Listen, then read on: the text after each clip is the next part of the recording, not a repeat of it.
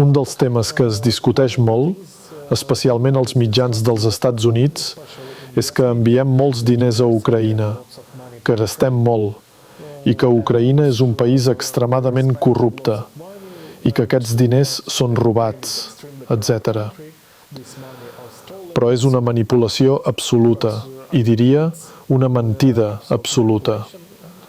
Perquè la major part dels diners dels Estats Units que es van gastar a Ucraïna, primer de tot, es van gastar amb refugiats ucraïnesos que viuen a Ucraïna.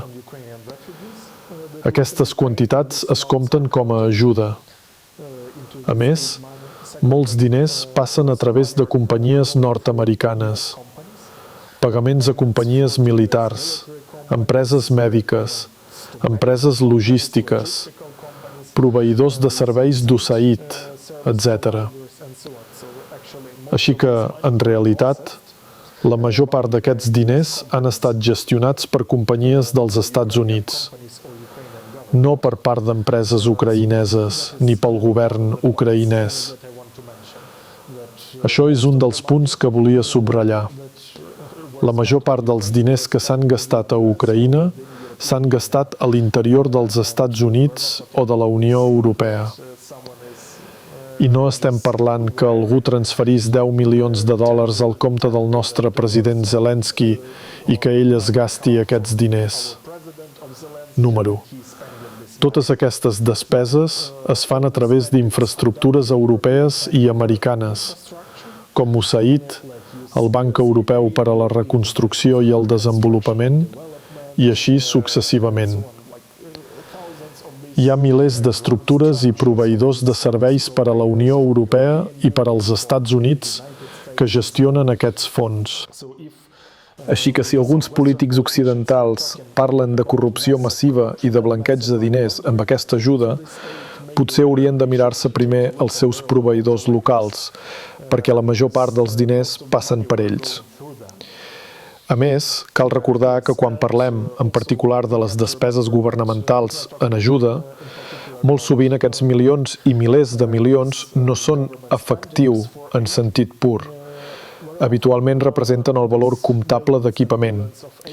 Per exemple, si envies tancs dels anys 70, tancs vells, la major part de l'equipament militar que arriba a Ucraïna és, sincerament, antic, no de fabricació recent, sovint restaurat després de reparacions.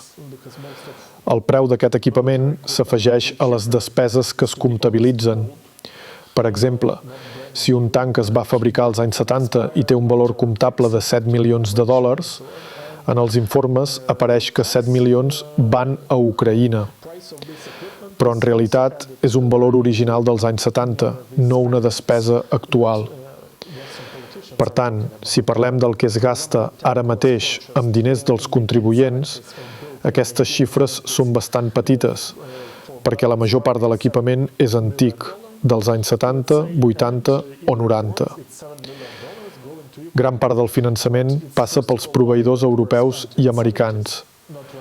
Molts diners es gasten amb refugiats que viuen a la Unió Europea i que hi compren en supermercats amb aquests fons d'ajuda. A més, els ucraïnesos estan en primer lloc pel que fa a l'obertura de noves empreses a la Unió Europea, particularment a Polònia i també a Espanya. Cal recordar que la Unió Europea també s'hi està beneficiant econòmicament. Els refugiats suposen una indústria de serveis per a algunes persones i, a més, hi ha ucraïnesos rics i treballadors ucraïnesos que han vingut a la Unió Europea i hi han obert negocis. Molts dels refugiats no eren gent pobra. Ser refugiat no depèn de ser pobre o ric, sinó de no sentir-se segur al teu país. Així és la realitat, una realitat de la qual sovint ningú no parla. D'acord, i esperem que es produeixi un alto al foc. Crec que tots els ucraïnesos ho desitgen. I també no som un poble violent. No volem matar russos, no volem que pateixin. No volem que les famílies russes perdin marits i fills.